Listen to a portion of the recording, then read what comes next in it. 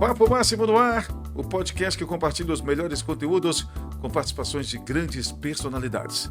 A edição de hoje recebe Brenda Fonseca, um jovem apaixonado pela política. O que vocês acham? Tem que aumentar a cadeira dos vereadores ou tem que diminuir? Pergunta pro povo. Simpatizante do ex-presidente da República, Jair Messias Bolsonaro. Crítico ferrenho do atual presidente da República, Luiz Inácio Lula da Silva. Mete picanha e cerveja e no final fala que tem que comer carne de soja, tem que comer abóbora. Muita polêmica no ar. Um cara que foi preso, foi condenado e depois, misteriosamente, foi descondenado. O pessoal fala que ele foi inocentado, ele não foi, ele foi descondenado.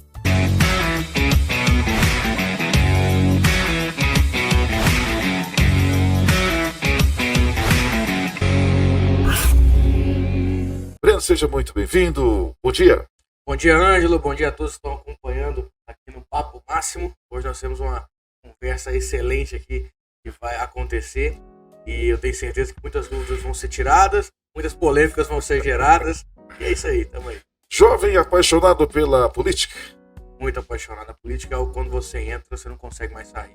Eu descobri isso novo já, né? É? Muita gente costuma entrar na política depois dos seus 30, 40.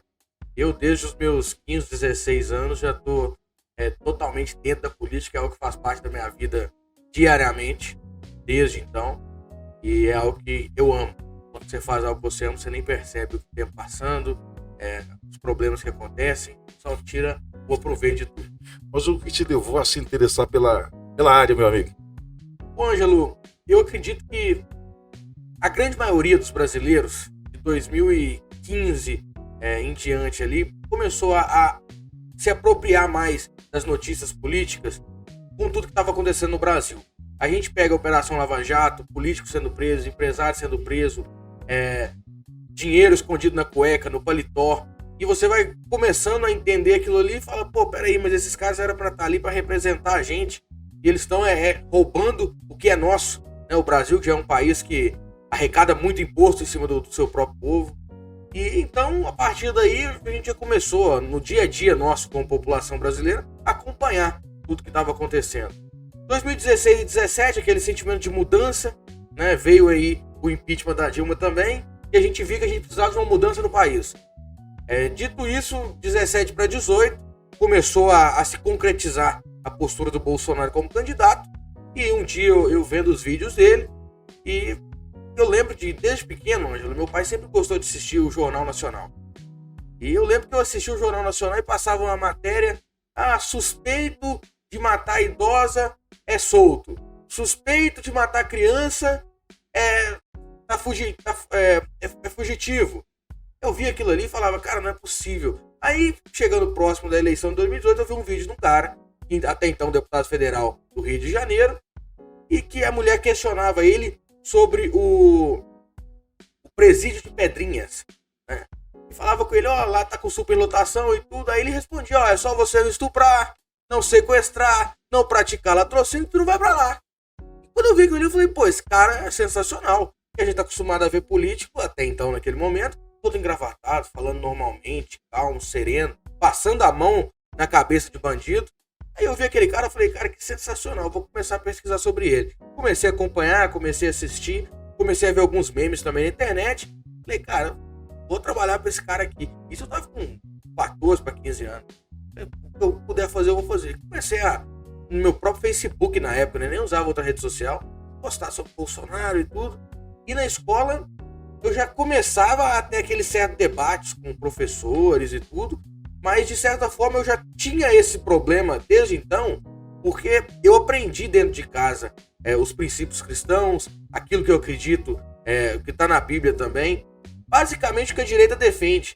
Né? Meu pai e minha mãe, mesmo sem saber o que era direita e esquerda, já me ensinavam esses princípios lá atrás, porque é o que vem de berço. Né? Os princípios cristãos, basicamente, é o que a direita prega. Então, meus pais sempre me ensinaram isso.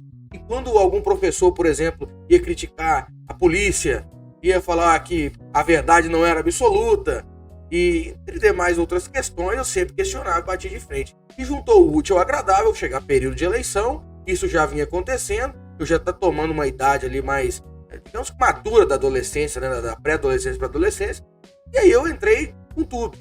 Veio aí também o Parlamento Jovem logo após, e o Parlamento Jovem foi um pouco após a eleição.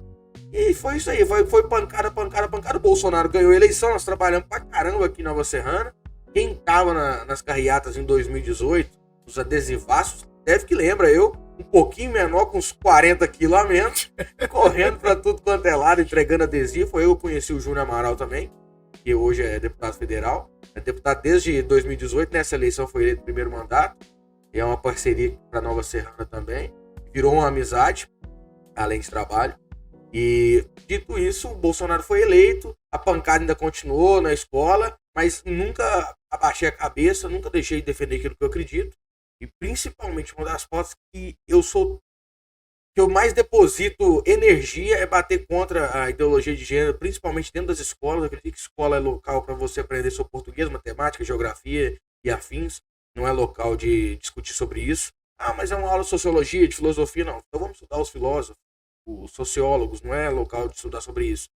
Quer aprender sobre isso? Aprende em outro lugar. Dentro da escola, não é local de ensinar isso, principalmente para crianças. Nós vamos continuar lutando contra isso. A esquerda fala que na prática isso não existe. Fala que na prática não existe, mas você pegar aí, desde décadas atrás, isso sempre existiu. Se você pegar, por exemplo, o governo militar, que terminou ali por volta da década de 80, no início da década de 80, você vai ver que a esquerda estava onde? Nas universidades, nas escolas. Então, assim, aqueles militantes que foram formados lá atrás, hoje são os professores, em grande parte. A maioria foi formada lá atrás. Eu tinha professores que deu aula para meu pai. Meu pai está com quase 70 anos. E deu aula para mim no ensino médio. Então, é aquelas mesmas pessoas que foram formadas lá atrás. Muitos são coerentes. Não são todos que entram nessa bolha da esquerda. Muito pelo contrário, tem muita gente coerente. Mas também é igual aquela história, né? Todo saco de batata tem uma batata podre. Então a gente passava muito por isso. E existe sim. Vem piorando a cada dia mais. E cabe a gente a ficar de olho nisso, a fiscalizar. Porque isso não pode acontecer. E vamos continuar lutando. Principalmente aqui em Nova Serrana, a ideologia de gênero não pode entrar. Produção pedindo para a gente não mencionar, não criticar a atual gestão do governo federal, não criticar o atual presidente e não falar bem do ex-presidente, e agora? Então beleza, pessoal. Acabou o podcast. Até a próxima aí. Brincadeirinha. Então o Bolsonaro foi motivação para você ingressar, se interessar pela política? Totalmente. E não só eu a ingressar, como eu acredito que a maioria dos brasileiros para acordar para política, como eu disse. Se discute mais política a partir da gestão Bolsonaro, da era Bolsonaro, ou Breno? Muito mais. Não só do Bolsonaro em si, mas eu acredito que o Bolsonaro veio para quebrar o paradigma de que, não, política não se discute. Religião, política e futebol não se discute. Não, eu acredito que deve se discutir sim. Deve se debater. Não deve levar para ofensa. Você não tem que chegar, tem que saber o local, né? Eu lembro que um rapaz era um pregador, uma vez ele falou, não adianta você chegar querer falar do Cruzeiro, a mesa não tá sentado, só pessoal do Atlético, não vai dar certo. Não adianta você chegar, você tem que saber o local certo para usar isso. Por exemplo, Natal, a gente vê, né, memes no Natal, a briga da família por causa do Lula e do Bolsonaro. Pô, sabe diferenciar, a família é muito importante. Não vai chegar na casa da sua avó no almoço de domingo e começar a brigar por conta de política. Conversar é normal, né? Principalmente quando a grande maioria pensa igual. Você deve se posicionar, mas ter um limite. Saber até onde chegar, esperar a abertura da pessoa também. E eu acredito que foi isso. O Bolsonaro, ele trouxe esse pensamento. Hoje, você chegar num boteco, os caras estão conversando sobre política. Hoje, se você perguntar aí para um cara na rua, pelo menos 3 ministros do Supremo Tribunal Federal, eles vão saber. No governo do Bolsonaro, a gente sabia até o nome dos ministros. Hoje eu te garanto, eu não sei o nome de todos os ministros do Lula. Você perguntar o nome aí de 6 ministros, vai ser difícil de lembrar, porque são completamente irrelevantes e fazem um péssimo trabalho. No governo do Bolsonaro, a gente sabia o nome de todo mundo. A gente sabia quem era o ministro da Economia, o ministro da Educação, o ministro da Saúde. Né? Agora, tá aí. Eles também não gostam muito de transparência e o Lula, que gosta de ser o protagonista, o diferente do Bolsonaro, contratou uma equipe totalmente técnica e que a população gostou tanto que muitos viraram políticos depois. Qual a história, vários mandatos do PT? Na sua opinião, o PT é tão ruim assim? Nunca entregou nada de positivo para a população? Não, nunca entregou. Sabe por quê? A gente colocar numa balança... O Lula foi reeleito novamente. Mas aí, se você for ver com base nisso, não faz sentido. Porque não vou nem entrar em questão de urna aqui, tá? Mas pega hoje, o Lula sai na rua, no meio do povo. As coisas têm melhorado na prática. Você vai no supermercado, as coisas estão mais baratas. Eu tô vendo ao contrário. O combustível tá subindo de novo. Muita gente bate, mas na época do Bolsonaro o combustível chegou a R$ 8. Pô, no meio da pandemia, tudo no mundo tava mais alto. A gente tava pagando absurdo em tudo. Você lembra do álcool em gel? O álcool em gel na primeira semana ali subiu 10 vezes o valor. Tudo que se era muito usado subiu de valor. E o combustível mesmo foi um dos exemplos, porque tudo precisava do combustível. É como já precisa. Mas naquele momento ali, com medicamentos sendo levados, equipamentos sendo levados, às vezes de um local para outro para levar situações de Covid, tudo subiu, principalmente combustível. Então, assim, na prática, o Lula nunca ajudou em nada. Se você pesquisar agora no Google 243 bilhões, joga apenas isso. Foi o dinheiro desviado pelo governo do PT todo esse tempo. Isso aí foi o que a Lava Jato encontrou. Né?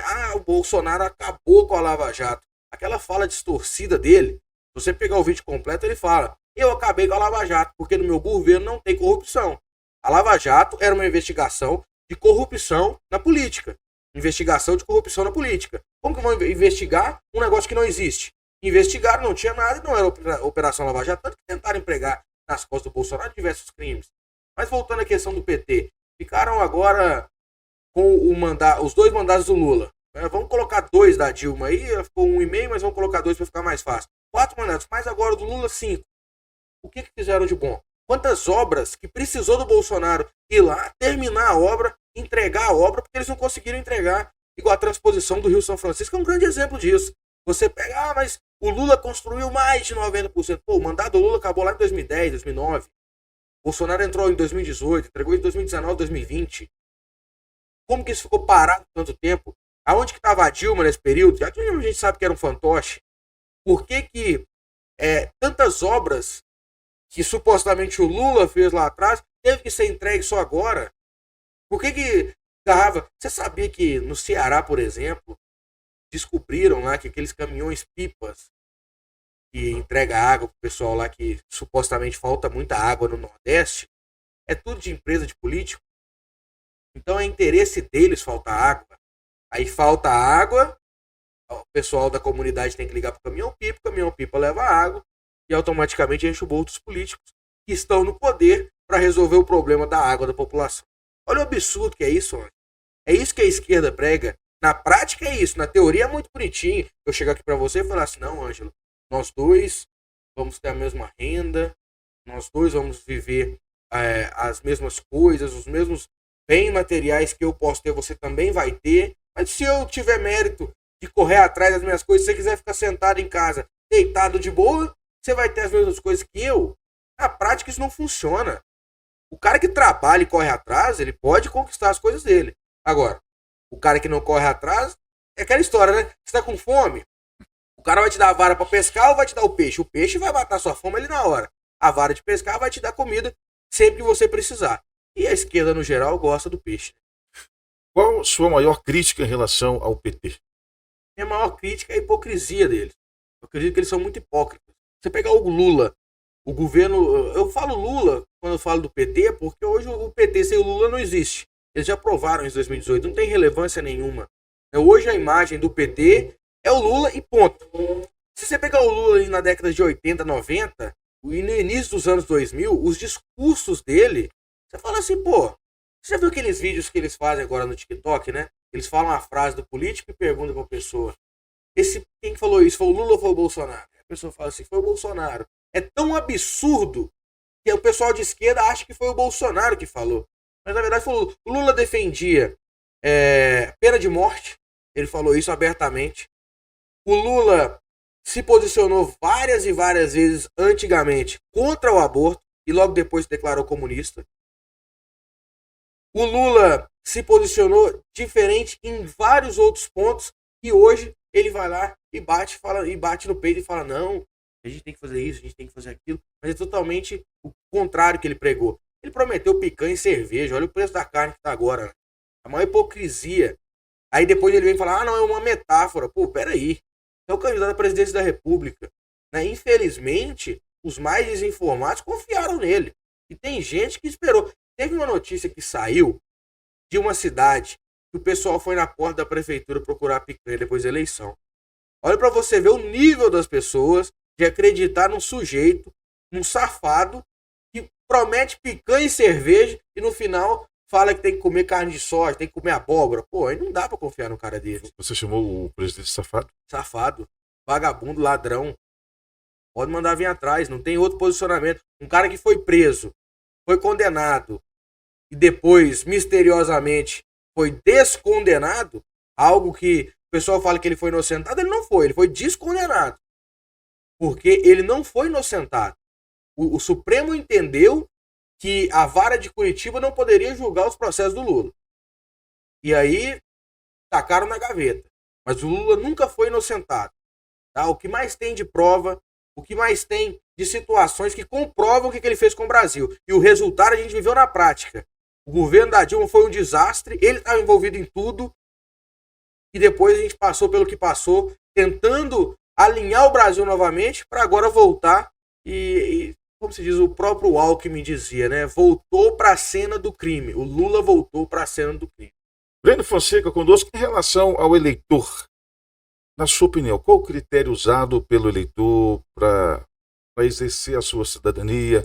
No caso do Lula aí, a votação dele é considerável, é muito expressiva, Breno. Se a votação dele foi 100% real, a gente tem que levar em consideração que as pessoas acreditaram nas migalhas. Você acha que o eleitor tem responsabilidade com o seu voto? Totalmente. Só que, infelizmente, muita gente não leva para esse lado. Vou te dar um exemplo. Muita gente acreditou na situação de que o Bolsonaro cortaria o Bolsa Família. Mas, na verdade, foi o seguinte. No governo Bolsonaro mudou o nome do Bolsa Família. Virou Auxílio Brasil. O pessoal recebia muito mais do que recebia nos governos Dilma e Lula. O Lula entrou, fez o quê? Cortou. Pessoal da educação, os estudantes, professores não no cortou. geral. Diminuiu o valor, não? Não, cortou um pouco da verba. Eu quis dizer, sim. Diminuiu o valor. Pessoal da educação. Fora Bolsonaro, porque somos a favor da educação. Cortou verba também. Tá todo mundo passando aperto agora em Universidade Federal. E sabe o que eu acho? Eu acho é pouco. Tem que aprender. Porque na hora de votar é que isso importa. E tem que... São pessoas tão intelectuais, né? Que falam assim, eu sou acima da média, eu sou inteligente, eu faço faculdade. Vai lá e faz um voto desse. Não é todo mundo, não. Muita gente votou certo. Mas a grande maioria defendeu fora Bolsonaro. E a grande maioria se ferrou agora, porque tá passando aperto em universidade, tá tendo corte de verba para a universidade, e eu tô achando é pouco. O pessoal, os profissionais da educação, eles tendem a apoiar a esquerda? Isso está comprovado? O que você me fala a respeito? Na prática, né? Não sei se existe um estudo para isso, mas eu sei que na prática é. Você chegar hoje numa professores, escola, por exemplo. A grande maioria dos professores são de esquerda. Mas é o que eu disse, né? Se você pegar lá atrás os alunos dos militantes que estavam nas escolas, nas universidades, na década de 80 e 90, né, 70, 80, 90, é todos os professores que estão aí hoje. Né? Os alunos de antigamente são os professores de hoje. Então, assim, o sistema educacional brasileiro, ele foi feito não é para te ensinar a sobreviver na vida de uma forma produtiva, de você crescer na vida, né, de conquistar suas coisas, muito pelo contrário. Ele foi feito para você virar escravo do Estado. E, basicamente, os professores colaboram muito com isso. Dificilmente você pega um professor que prega as coisas diferente do que está ali no ensino que é obrigatório, né? Mas, e se eles fizerem isso também, sofre até uma certa repressão da supervisão, da direção, e é complicado. Breno, você deve ter ouvido, a gente ouve com frequência, o Bolsonaro perdeu a eleição para ele mesmo. O que você pensa a respeito desse tipo de comentário? Da mesma forma que ele já aceitou, de certo ponto, de que ele falou muita coisa que não tinha necessidade. A gente erra, a gente é ser humano. Imagina um cara que toma uma porrada 24 horas. Não é chato quando tem alguém te amolando? Porrada de quem? Hã? Porrada de quem? Tomou porrada da Globo, tomou porrada da imprensa no geral, de rede social, de sites de fofoca. Era página de fofoca o dia inteiro postando alguma coisa do Bolsonaro. A gente via vídeo dele, o pessoal já chegava na maldade perguntando, aí ele ia lá e respondia do jeito que o pessoal queria, né? E então, pô, ele era provocado o tempo todo, né? Era o tempo todo. O Bolsonaro saía de casa por volta de 7h, 8 horas da manhã todos os dias. E alguém deu uma sugestão para ele ali, provavelmente foi ideia da cabeça dele mesmo, de receber a imprensa na porta de casa, 7h30 da manhã todo dia. O cara acabava de acordar e tinha lá 20, 30 jornalistas na porta da casa dele. Isso na hora de sair de casa e na hora de voltar também à noite. E o Bolsonaro sempre parou na porta da casa dele para conversar com quem estava lá. Isso é até interessante, né? A gente vê um presidente da República fazer isso. Hoje em dia, o atual nem na rua sai. O outro recebia o pessoal em casa. Mas enfim. E o Bolsonaro ali, pô, você acorda de bom humor hoje? Não, de jeito nenhum. É Eu acho que impossível. ninguém, Eu né? acho que a pessoa que acorda de bom humor, até o diabo tem medo, né? Então ele acordava e ele já começava a cutucar ele ali 7h30 da manhã. Aí, 8 horas, a matéria do que ele falou já tava no ar. O homem Distorcida. é de estupim curto, né? É. E, pô, quem conhece o Bolsonaro, quem acompanha ele há muito tempo, sabe quem é realmente o Bolsonaro. O Bolsonaro é aquilo ali, é o cara tradicional da década dele, de 50, 60, que nasceu nessa época, e é estourado. É o senhor brasileiro tradicional.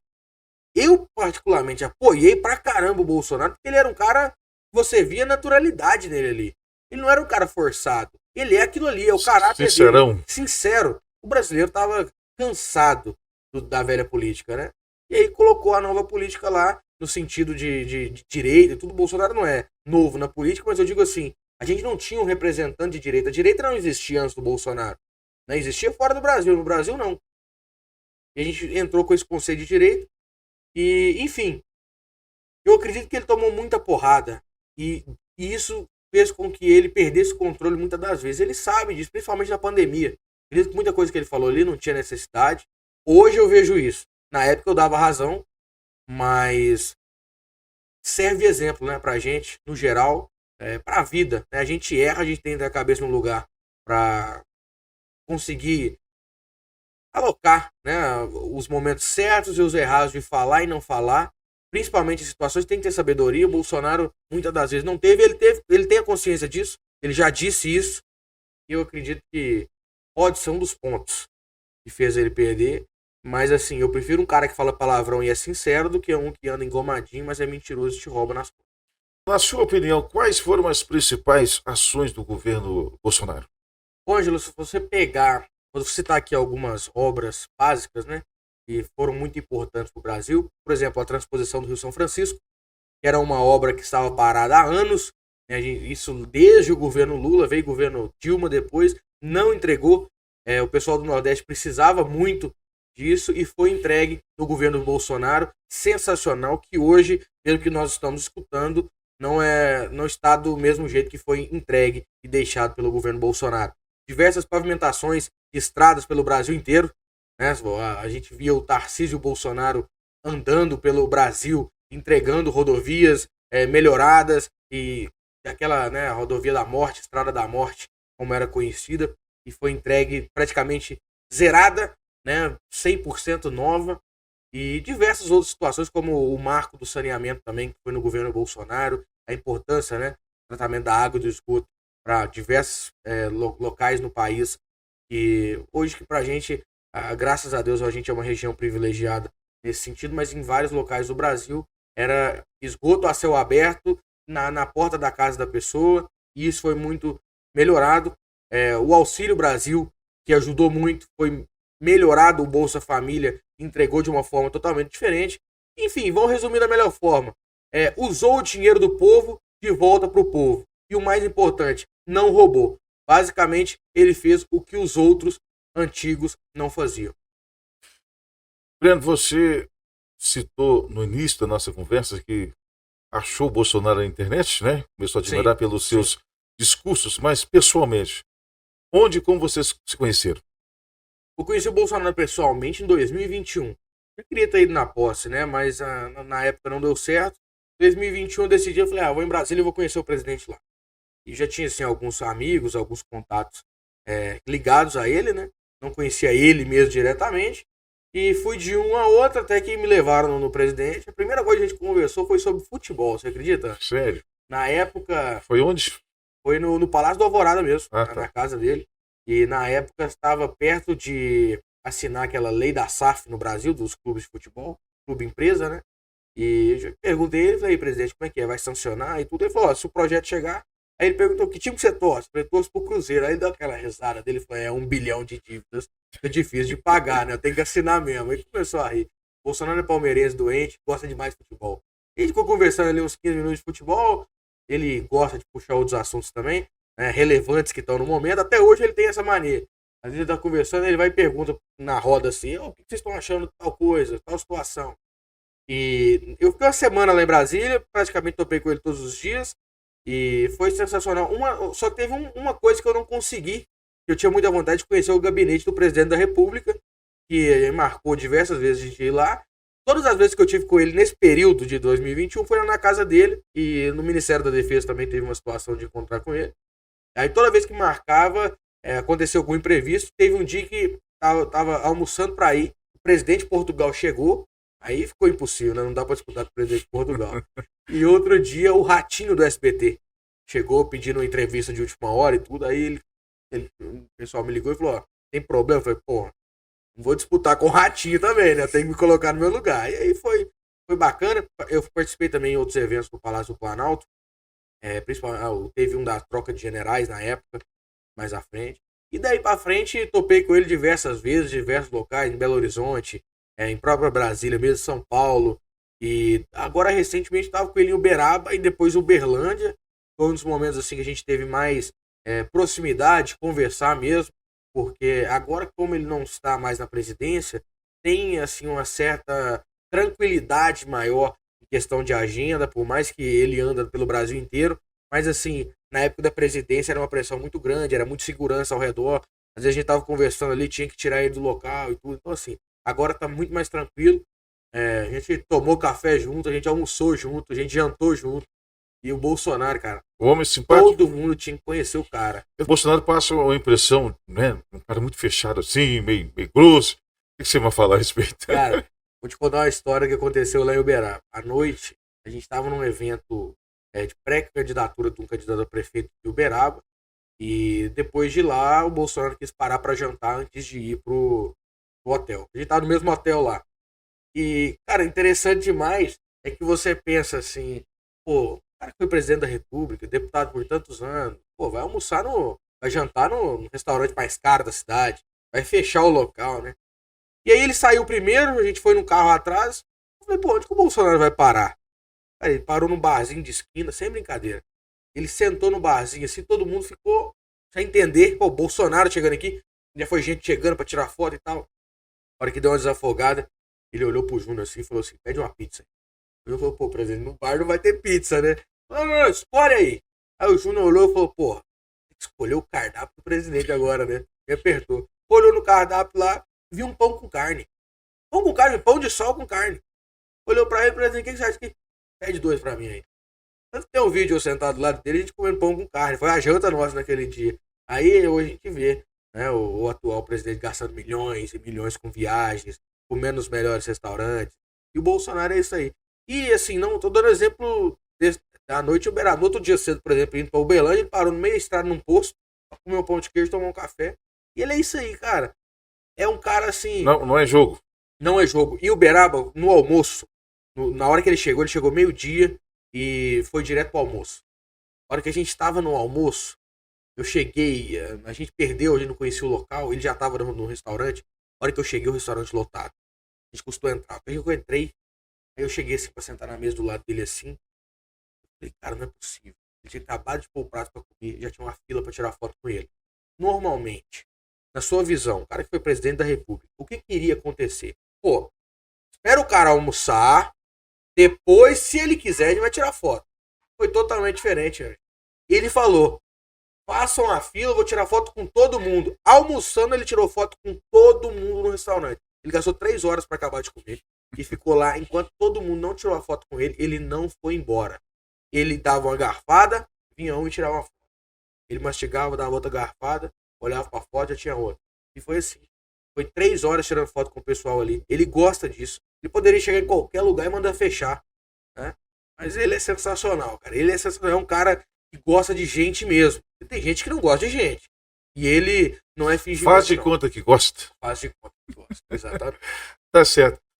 O que representa essas manifestações inúmeras realizadas pela direita? Sim. O que vocês buscam com essas manifestações? Ângelo, eu acredito que hoje o maior grito que existe no brasileiro é por liberdade. Aí você fala assim, que isso, aqui é o Brasil, aqui não existe lei, aqui você pode fazer o que você quiser. Muito pelo contrário. A lei deve ser seguida, mas o mandato de autoritário, ele não pode ser seguido, não. E a gente vê, né, a gente tá vendo até a briga agora do Elon Musk contra o Alexandre de Moraes, principalmente por conta disso. A censura contra a liberdade, ela não pode existir. Não existe meia liberdade, não existe pouca liberdade, existe liberdade, ponto final. Você tem ou você não tem. É do seu mínimo detalhe de poder sair de casa até o mais grave de querer calar sua boca. A liberdade, ela existe ou não existe. E a gente tem que lutar para que ela exista 100%. Hoje a gente está aqui gravando um podcast, a gente não sabe se que a gente vai falar aqui amanhã vai virar motivo de prisão. A gente está vendo pessoas no Brasil sendo perseguidas desde o início do governo Bolsonaro porque criticou certo ministro do Supremo. A gente viu deputado federal, que era o topo da visão do povo, que não poderia ser tocado, ser preso simplesmente porque fez uma crítica ao Supremo Tribunal Federal. Coisa que a lei, a Constituição, garante que isso não pode acontecer. Né? E a gente vê agora as situações do Congresso americano entrando com assuntos, né, sobre o Brasil, sobre a censura que está rolando no Brasil. E o brasileiro é isso. Com a exposição, né? Exatamente. O lado negativo do nosso país, né? Exatamente. E assim, o Brasil é um país muito grande. Não que se fosse pequeno também poderia acontecer isso. Mas quando é um país pequeno, você pensa, é muito mais fácil controlar o povo. Só que a gente está vivendo num país aqui de quase 250 milhões de brasileiros. Pô. A gente não pode deixar isso acontecer. E quando a gente vai para manifestação, a gente fala que a gente está indo por Deus, pela família e pela liberdade, é exatamente por isso.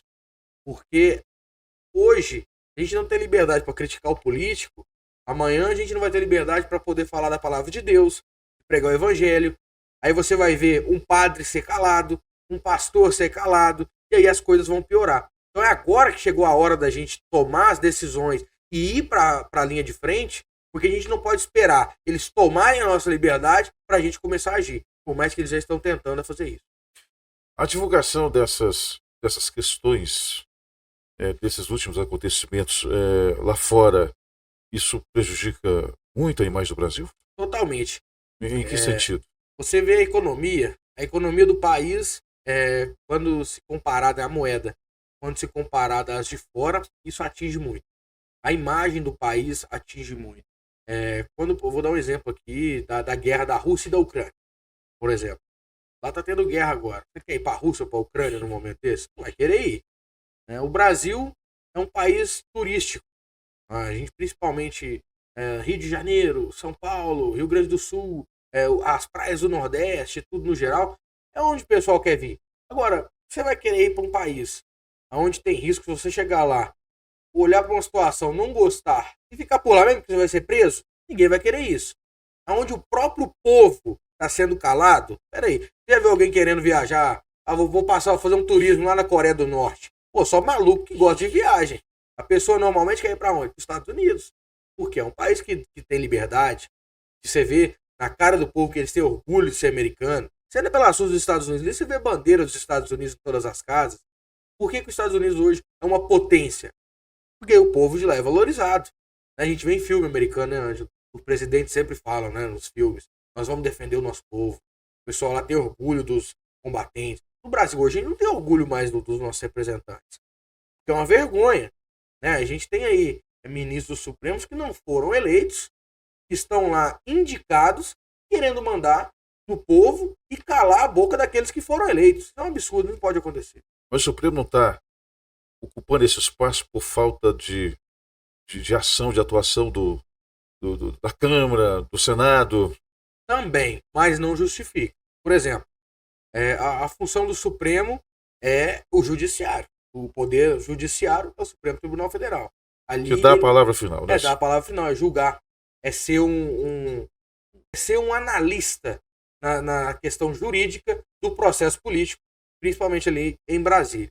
Aí você vê o Palácio do Planalto. É o executivo, é o presidente da República. A função dele é entregar obra, apresentar projeto social, administrar a economia do país. O poder legislativo é aquele que legisla, fiscaliza. Então tá aí, temos 3 poderes. Quando um poder tenta fazer o que é função do outro, já não é mais a democracia que está colocada na Constituição. O Poder Judiciário hoje no Brasil, se tratando do Supremo Tribunal Federal, quer implantar lei, quer criar lei, isso é função do Legislativo. Não existe isso de você pegar a ministra da Suprema Corte votando projeto de lei. Isso está acontecendo no Brasil. Vamos julgar se isso é crime ou não. Peraí, isso aí é função da Câmara Federal, do Senado Federal. Não existe isso. Então, eles passaram dos limites, e eu concordo com você em certo ponto, de que isso foi uma brecha que o Congresso deu. Principalmente agora, o presidente do Senado Federal, Rodrigo Pacheco, que é um omisso, ele já deveria há muito tempo ter batido no peito e defendido aquela cadeira que ele sendo de presidente do Congresso Nacional. É uma vergonha você ver o presidente do Senado calado diante tantas arbitrariedades dos ministros do Supremo Tribunal Federal. Ele tem na mão a caneta que pode resolver todos esses problemas. E nós, mineiros, não vamos esquecer do que o Rodrigo Pacheco vem fazendo com o Brasil desde então. E o pior de tudo, calado, sem se posicionar, sem mostrar para o povo o poder que ele tem, e que é muito bom lembrar quantos mandatos que ele já está como presidente do Senado e nunca tomou uma decisão. Pois é, o jovem Breno Fonseca de Nova Serrana. Você é de Nova Serrana, Breno? Eu nasci em Divinópolis, Ângelo. Mas meus pais já moravam aqui já. Meu pai, ele tá aqui desde que Nova Serrana é Nova Serrana. O pessoal brinca que ele foi o que trouxe a primeira pedra colocada em Nova Serrana, foi ele. Onde ele estava me contando, quando ele mudou para cá, tinha 3 ruas aqui. E era a Rua 1, a Rua 2 e a Rua 3. Então... Seu pai é muito simpático, eu encontro com ele na rua, ele fala, ô negão! Ô negão! E eu me recordo muito quando ele participava, apoiava a extinta dupla Diro e Dirinho, não sei se é da sua época. Sim. Não sei se tem parentesco, mas... eu considero o Tidiro um tio, né? É tio? A gente considera tio. Ou é tio? Né? Não, eu gosto de consideração, né? Porque eu e os meninos dele fomos criados juntos, meu pai e ele têm amizade até hoje, eles vão pra roça e se encontram. Meu pai todo direto tá com ele, então assim, eu considero família mesmo. Né? Considero até mais, a gente tem até certa mais proximidade do que muitos parentes mesmo de sangue, que às vezes a gente nem tem tanto contato. Câmara Municipal. Qual o seu conceito em relação à atuação dessa legislatura? Ângelo, vamos lá. Quando a gente fala da instituição em si, a gente está falando do geral e não de um específico. Né? Se você perguntar assim, como que avalia o trabalho do vereador A, do vereador B, vai ser diferente. Nova Serrana, em específico, eu acredito que é uma instituição que poderia melhorar muito, se tratando dos vereadores. Primeiro ponto, o horário de funcionamento da Câmara. De meio-dia a 6 horas é um absurdo. O povo levanta 7 horas para trabalhar. Chega em casa assim. Isso quando não faz hora extra. Isso quando não trabalha até 8. Porque que a Câmara dos Vereadores, um local que foi feito para representar a população, tem que trabalhar de meio-dia a 6. Não é sempre que você vai encontrar vereadores lá. Muitas das vezes você só encontra às 7 horas da noite, na terça-feira, que é dia de reunião. Tô lembrando aqui, é o pessoal que foi eleito para representar o povo. E não tô dizendo que são todos, mas muitos ali dentro só estão ali nos momentos que são os importantes e os obrigatórios, né? Que é em reunião e comissão. E você não encontra eles nos gabinetes. Você tenta ligar para um vereador, você não encontra. Isso é um absurdo. Isso tem que mudar. A gente vê, por exemplo, agora estava tendo uma marcha de vereadores em Brasília. Eu não vi se todos foram, eu vi que pelo menos uns 10 estavam lá, mas assim, é dinheiro público que está sendo usado ali, e eu espero que seja agregado o conhecimento que eles aprendem ali. Porque não adianta só ir lá, tirar uma fotinha, postar videozinho no avião, estão embarcando agora e tudo. Quem está pagando isso aí, a gente espera um retorno. O vereador não está ali para aparecer, não. O vereador está ali para representar o povo, para apresentar projeto de lei, para fiscalizar, que é o mais importante, que a gente não vê aqui na Nova Serrana. A gente não vê vereador fiscalizando obra. A gente não vê vereador fiscalizando ações do prefeito. Eu não estou falando isso aqui de ataque ao prefeito Eusébio. Muito pelo contrário. Eu acredito que o Eusébio acertou muito mais do que errou. Mas tem que ter uma fiscalização. Porque às vezes nem o prefeito está sabendo da situação que está acontecendo. Seja na Secretaria de Saúde, na Secretaria de Obras, Secretaria de Esporte.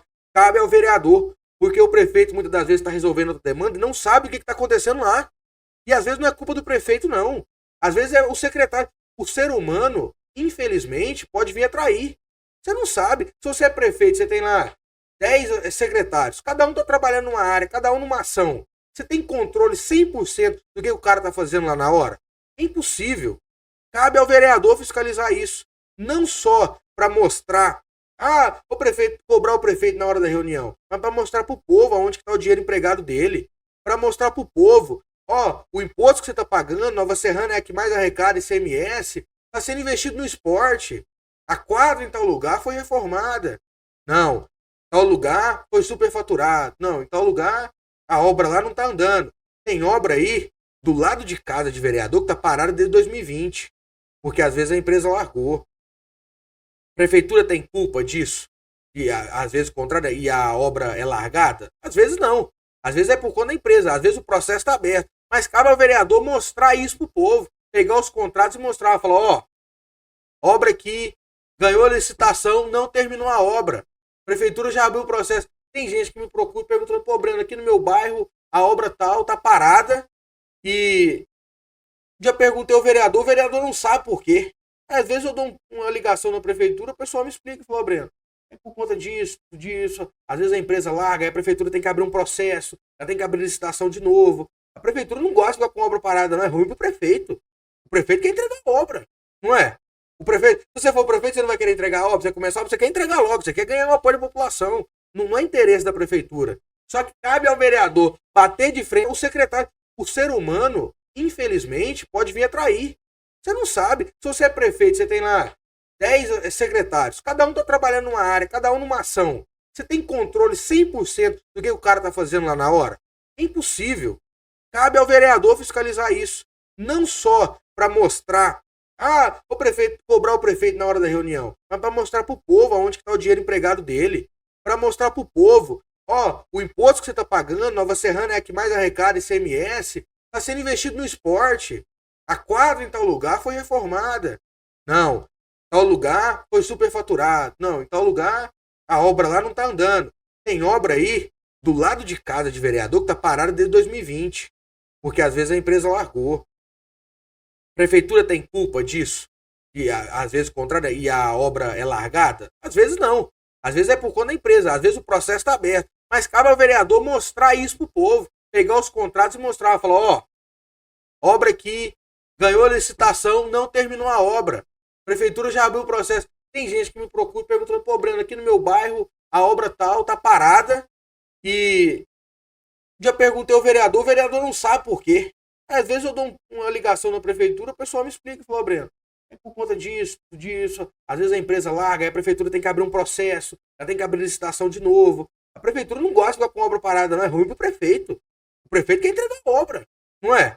O prefeito, se você for prefeito, você não vai querer entregar a obra, você começar a obra, você quer entregar logo, você quer ganhar o apoio da população. Não é interesse da prefeitura. Só que cabe ao vereador bater de frente com isso, bater de frente com a empresa, bater de frente com o secretário de superfatura, bater de frente com qualquer outra situação, com o secretário de segurança. E é isso. O povo tem que acordar. O povo tem que acordar e cobrar dos vereadores para fazer a função. Não, mas então você está querendo dizer que isso acontece aqui na Nova Serrana? Superfaturação, cara que não vai trabalhar? Não necessariamente. Mas cabe aos vereadores mostrar que isso acontece ou não. E isso é função deles. Breno, prejuízos quanto ao horário de funcionamento da Casa Legislativa e a participação dos mesmos nesses eventos que você referiu aí. Sim. Vamos lá. A Câmara hoje, meio-dia às 6 horas. O cara precisa de um vereador, de buscar algum recurso, de buscar alguma informação, levanta de casa, acorda às 5 horas da manhã, toma um banho, arruma a casa rapidinho, vai trabalhar às 6h30, pega no serviço 7 horas. Aí, se ele precisar de falar com o patrão dele, me libera para eu ir lá, para resolver tal coisa, na parte da manhã ele já não consegue. Se a pessoa precisar de uma situação de conversar com alguém na Câmara 6 horas da manhã, não consegue. 6 horas não, né? Mas assim, na parte da manhã não consegue. E até 6 horas da tarde. Aí eu te pergunto, o cara que trabalha de 7 a 5, normalmente chega em casa por volta de 6 horas. Vai encontrar o vereador que hora na Câmara, ô Ângelo? Me conta. Sendo que o almoço é de 11 a meio-dia. Que hora que o cara vai encontrar o vereador na Câmara? O cara que ele paga o salário, que é um salário muito bom. O salário do político é muito bom. Inclusive, agora aumentaram cadeira de vereador. Para mim, tinha que diminuir vereador. Eu te perguntar, sua opinião, você já está adiantando? Tinha que diminuir. Pergunta pro povo, vamos fazer um plebiscito, né? Igual fizeram da arma, 2003, 2004. O que vocês acham? Tem que aumentar a cadeira dos vereadores ou tem que diminuir? Pergunta pro povo. Pergunta 100 pessoas. Eu te garanto que no mínimo 99 vai falar que tem que diminuir. Qual é a necessidade do aumento dessas cadeiras? Vamos falar pela lei. Alegação da casa. A lei hoje fala que pode ter até 17 vereadores. Não, permite.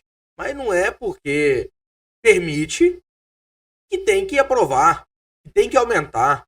O povo tá cansado de ficar pagando político para ficar postando em rede social que tá viajando com dinheiro público. O povo tá cansado disso. Breno, mas você aí estão falando que você vai vir como pré-candidato a vereador. Então, pois é, eu tô aqui batendo de frente. Eu acho que não tinha que aumentar. Mas é o que pode te beneficiar lá na frente. Problema. Sempre foi com 13. Né? Eu não sei quando que foi a última vez que aumentou para 13 vereadores, que era menos. Continua, tá ótimo, tinha que diminuir. Se tivesse a oportunidade de diminuir os vereadores, tinha que diminuir. Não sei nem se a lei permite. Mas se perguntar hoje para a população quer que aumente ou diminui, ele vai falar que quer que diminui. Tem que cortar no mínimo metade. Ou então, não pode diminuir. Vamos fazer o seguinte. Apresenta o resultado do trabalho. Apresenta, tá ganhando 10 mil por mês. Está muito aquém a entrega da Casa das Olha só, tem muita gente da Câmara boa, de Vereadores. Tem muitos vereadores bons. Tem muitos vereadores bons, mas da mesma forma que tem muitos ruins. Você reconhece também? Eu reconheço, tem vereador muito bom ali. E tem vereador ali que a bandeira dele é o esporte, ele entrega projeto no esporte, bacana, importante isso. Tem vereador ali que defende causa animal, por mais que eu não concordo, não, eu acho que deve se preocupar com o povo. Tem que construir hospital, tem que construir coisa para defender o povo. Não é o animal é importante, tudo, mas já tem clínica veterinária, tem problema, leva lá. Essa pauta de animais, eu acho que vamos ter mais gente aí concorrendo à mesma, né? Usando essas pautas. Pode ser que sim. Mas olha só, para mim é muito mais importante, e isso pode cortar, pode falar o que quiser. Para mim é muito mais importante você lutar pela vida da pessoa. Hoje em dia. Mas os cachorros merecem atenção. Merecem atenção, sem dúvida. Aí, se você tem um cachorro em casa, se você tem o seu pet, automaticamente você tem que ter condição para cuidar. Passou mal, aconteceu alguma coisa, leva no veterinário. Aqui agora, você viu a nossa pequenininha. Aí, por exemplo, a gente tem que ser realista, Ângelo. Hoje você vai ter um filho sem poder cuidar. A gente já tem essa conscientização. Que filho é caro, que filho você tem que ter um planejamento, vai ser escola, vai ser alimentação. Da mesma forma, você tem que ter um animal com as condições de cuidar. Eu tenho cachorro lá em casa. Eu vou te contar pra você ver. O pessoal que fica me batendo. Você fica falando então que o cachorro não tem que ter cuidado. O cachorro que eu tenho lá em casa era cachorro de rua. Ele chegou lá na porta de casa praticamente morto. Você só viu o osso dele. A gente dava ele comida, jogava carne pra ele lá. Na época eu tinha espetinho na porta de casa, jogava carne pra ele. Ele custava mastigar a carne. Ele chegou só o osso. Depois, se a gente estiver vendo o código desse vídeo, eu vou colocar aqui a foto dele, o jeito que ele chegou lá em casa. Hoje já tem aí mais de 2 anos que ele tá lá em casa. Coloquei ele pra dentro, ele começou ele surgiu lá. Depois a gente ficou sabendo que foi o pessoal que foi embora e abandonou ele na rua, no bairro de baixo lá. E ele ficava morando dentro de um tanquinho jogado fora, no lote de frente de casa. E a minha mãe nunca falava, eu não quero ter cachorro, que em casa não tem espaço e tudo. Aí teve uma vez que ela foi para um retiro com meu pai, eu falei, agora eu vou pôr esse cachorrinho pra dentro. Aí apelidamos ele de Pernambuco. Colocamos Pernambuco pra dentro de casa. E hoje é o cachorro mais educado que você já viu. O cachorro não faz as necessidades dentro de casa. O cachorro não fica latindo. Ele não entra dentro de casa, só fica na garagem. É carinhoso. É cachorro de rua. Então colocamos ele pra dentro, que a gente viu que a gente tinha condição de cuidar. Tinha condição de dar banho. Tinha condição das necessidades. Se for necessário levar no veterinário, vamos levar. Agora, qual que é a solução de cachorro de rua, Anjo? É castração. Se você começa a castrar os cachorros de rua, em 5 anos não tem mais cachorro na rua. Você sabe quantos cachorros que tem na rua em Nova Serrana hoje? Aproximadamente 20 mil. 20 mil cachorros que tem na rua de Nova Serrana hoje. Se tem castramóvel, se tem negócio de castração, castra os cachorros. Se castrar, não vai ter problema. Na Holanda, se eu não me engano, eles fizeram isso alguns anos atrás. Se eu não me engano, na Holanda, tinha muito problema de cachorro de rua lá. Se você castra os da rua, acabou. Como que vai procriar cachorro de rua? E outra, se você não tem condição, não tenha cachorro, não tenha gato em casa, não tenha outros pets. Porque aí na hora do aperto vai colocar o animal na rua. Aí é sacanagem. Isso não existe, não pode ter maltrato. Maltrato também não pode existir. Só que eu acho que na hora de você conseguir um recurso lá em Brasília, um recurso lá em Belo Horizonte para a saúde que seja do ser humano. Porque é muito mais importante a vida do ser humano, Ângelo. Isso aí eu vou bater sempre. O ser humano é muito mais importante que o animal. Na sua concepção, essa atenção, esse cuidado para com os animais teria que ser algo pessoal, né? Olha só, já tem aí lei. A lei do animal já existe.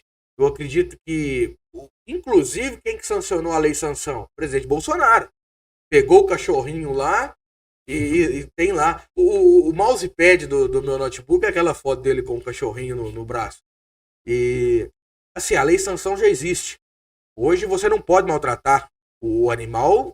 Diante da lei é um crime e um crime muito acima do nível.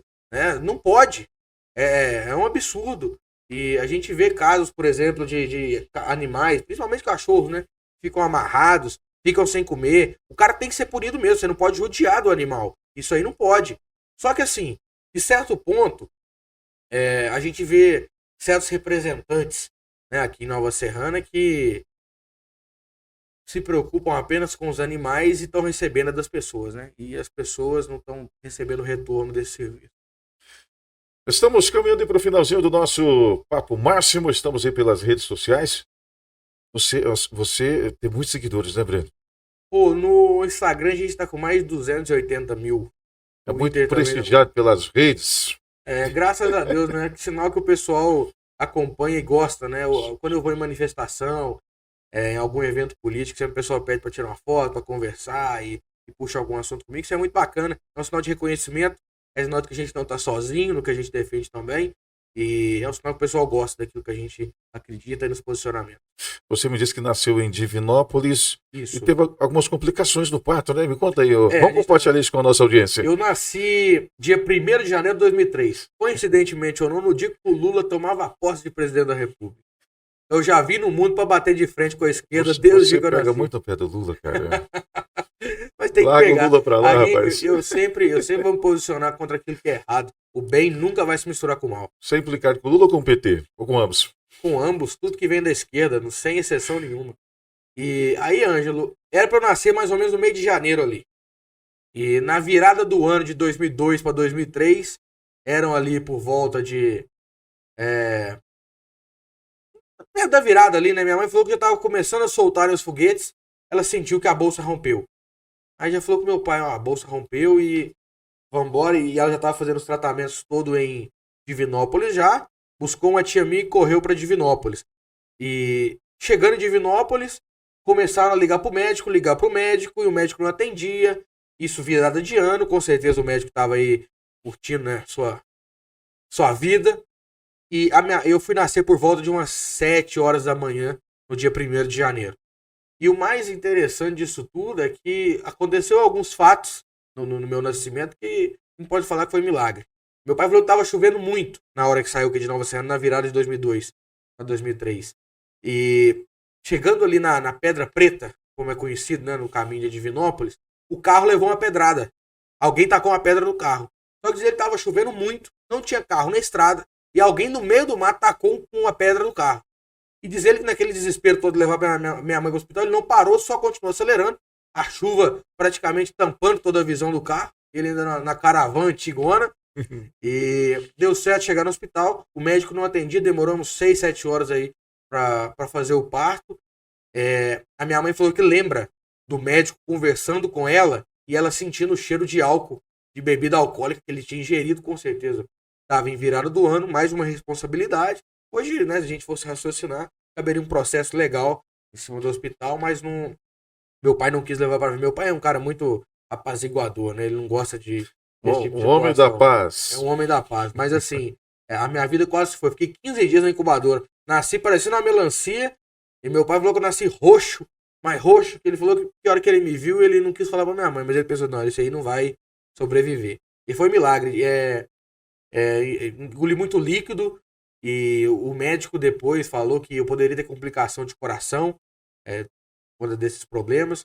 E foi fazendo os exames com o tempo e parece que nunca teve nada. O médico, no último exame que ele viu, na época, ele falou, pô, é um milagre, não tem como, né? A gente tá vendo agora.